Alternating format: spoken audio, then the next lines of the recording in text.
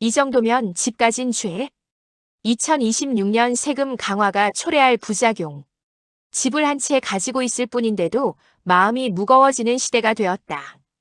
예전에는 내 집은 소중한 자산이었고 작은 안정감의 상징이었다. 하지만 요즘 많은 사람들은 말한다. 이러다 집 가진 사람이 죄인이 되는 거 아니야. 그만큼 세금 제도는 자산가뿐 아니라 평범한 1주택자에게도 부담을 느끼게 만들고 있다. 2026년 시행을 앞둔 여러 세제 변화는 부자 때리기로만 끝나는 문제가 아니다. 부동산 시장에서 세금은 단순한 납부 항목이 아니라 행동을 바꾸는 강력한 신호다. 그리고 국민 다수가 집을 통해 자산을 형성해온 한국에서는 세금 하나로 거래, 공급, 자산 이동, 가격까지 모두 흔들린다. 이 글에서는 2026년 강화될 세금 체계가 어떤 부작용을 초래하고 개인은 어떤 대비 전략을 가져야 하는지를 이야기해 보려 한다. 1. 2026년 세금은 왜 강화될까? 정부가 세금을 강화하는 이유는 명확하다. 첫째, 부동산 가격이 다시 들썩이면서 조세 형평성을 강화해야 한다는 요구가 커지고 있고, 둘째, 고령화와 복지 지출 확대로 인해 재정 여건이 빠듯해지고 있기 때문이다. 단순히 부자만 더 내라는 접근이 아니다. 과세 대상의 범위가 더 넓어지고 세율과 공제 기준이 현실화되면서 결과적으로 1주택자도 세부담을 체감하게 된다. 문제는 이렇게 합리적 명분을 내세운 세금 강화가 현실에서는 전혀 다른 방향의 결과를 불러올 수 있다는 점이다. 2. 보유세 인상 거주의 비용이 오르게 된다. 2026년부터 공정시장 가액 비율이 상향되거나 일부 지역의 공시가격 현실화 조정이 다시 적용되면 1주택자도 은근히 보유세가 증가한다.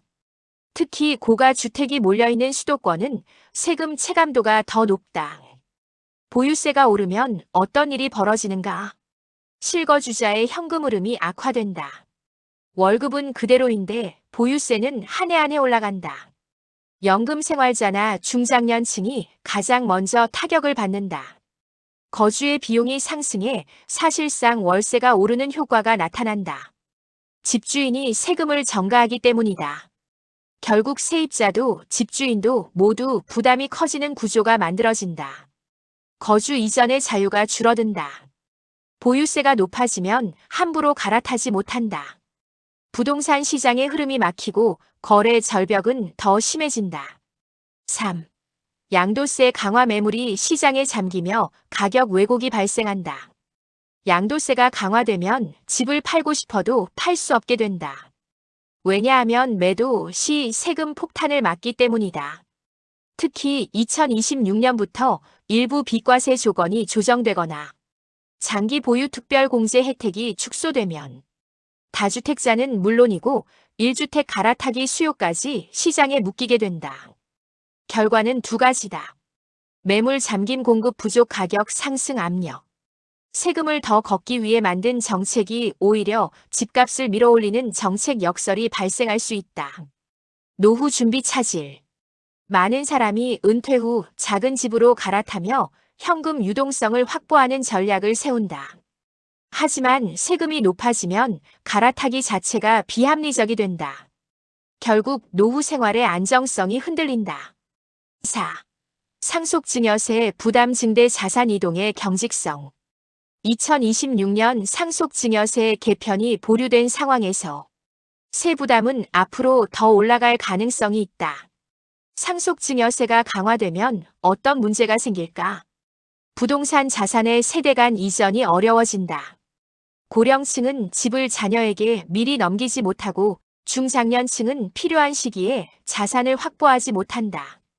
결과적으로 부동산 자산의 세대 간 단절이 발생하며 자산 격차가 더 벌어진다. 한국의 부동산은 단순한 자산이 아니라 일종의 퇴직연금처럼 기능한다. 상속증여세 강화는 이 연금의 흐름을 막아버리는 효과가 있다. 5. 1주택자도 피해자가 되는 구조적 이유.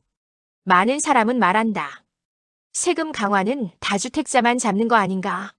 아니다. 한국은 국민의 60% 이상이 부동산을 자산의 핵심 축으로 삼고 있다. 세금은 결국 다음과 같은 경로로 1주택자에게 영향을 미친다. 전세월세 가격으로 증가, 갈아타기 지연, 거래 절벽으로 지역 균형 붕괴, 보유세 증가로 실생활 지출 압박, 노후자금 회수 지연, 세대 간 자산 이전의 어려움. 결국 집을 보유한 전 국민이 잠재적 피해자가 된다. 6. 2026년 세금 강화가 초래할 진짜 부작용 5가지. 거래 절벽의 장기화. 매도자도 매수자도 움직이지 않는다. 주택시장의 유동성이 줄고 가격은 더 경직된다. 자산 이동 불가 경제 전체의 비효율 증가. 갈아타기가 막히면 거주 적합성이 떨어지고 지역 간 이동도 둔화된다. 청년 무주택자의 주거비 상승. 보유세는 결국 임대료로 흘러들어간다. 결국 청년층 부담이 가장 먼저 커진다. 고령층의 현금 흐름 악화. 노후에는 소득이 줄고 지출이 늘어난다. 그런데 보유세까지 오르면 버티기 힘들어진다. 경제적 불평등 심화. 부유층은 세금을 내고도 버틴다. 그러나 중산층 서민층은 주거비 부담 증가로 소비를 줄이고 결국 전체 경제가 위축된다. 7. 그렇다면 우리는 어떻게 대응해야 할까? 정책은 우리가 바꿀 수 없지만 전략은 바꿀 수 있다. 2026년을 앞두고 자산관리 관점에서 다음과 같은 대응 전략이 필요하다. 전략 현금 흐름 중심의 자산 구조로 전환. 보유세 인상은 결국 매년 발생하는 고정 지출이다. 따라서 다음을 준비해야 한다. 연 10만 200만 원의 세금 증가까지 감당 가능한지 점검. 생활비 비중을 줄이고 비상자금 확보. 자산의 현금 흐름을 강화하는 방향으로 조정의 임대 수익형 부동산 배당 자산. 전략 갈아타기 계획은 제도 확정 시점 이후로 미루기. 지금 무리하게 매수매도 전략을 잡으면 양도세, 비과세 조건 변경 등으로 손해를 볼 수 있다. 정확한 세법이 확정되는 시점까지는 움직임을 최소화하는 것이 안전하다. 전략 부동산 비중을 완만하게 낮추는 분산 전략. 한국인은 자산의 70% 가까이를 부동산에 묶어놓는다. 세금 강화는 결국 집 한 채에 모든 걸 베팅하는 전략의 위험성을 보여준다. 주식 채권 대체 투자 등 자산군을 나누어 리스크를 줄여야 한다. 전략 상속 증여 계획은 조기 설계가 필수. 세율이 더 올라가기 전에 미리 나누는 것이 전체적인 세액 부담을 줄인다. 증여 시기 분산. 부모 마이너스 자녀 공동명의 활용.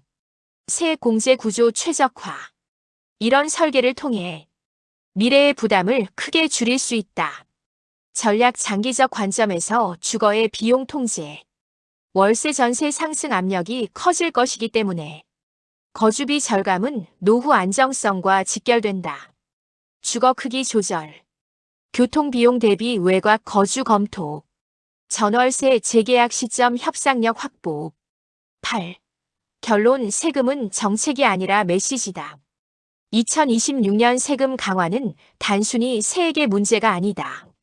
정부가 시장에 보내는 방향성의 메시지다. 그 메시지는 분명하다. 부동산 중심의 자산 구조는 더 이상 안전하지 않다. 앞으로의 시대는 집을 가지고 있다는 사실만으로 부담이 커질 수 있는 시대다. 그래서 이제 우리는 이렇게 묻는 대신 이 정도면 집 가진 죄인가요? 이렇게 묻는 대신 세금 강화 시대에 내 자산 구조는 안전한가? 를 먼저 질문해야 한다. 세금은 피할 수 없다. 그러나 대비는 할 수 있다. 그리고 그 대비를 얼마나 빨리 준비하느냐가 2026년 이후의 삶을 가른다.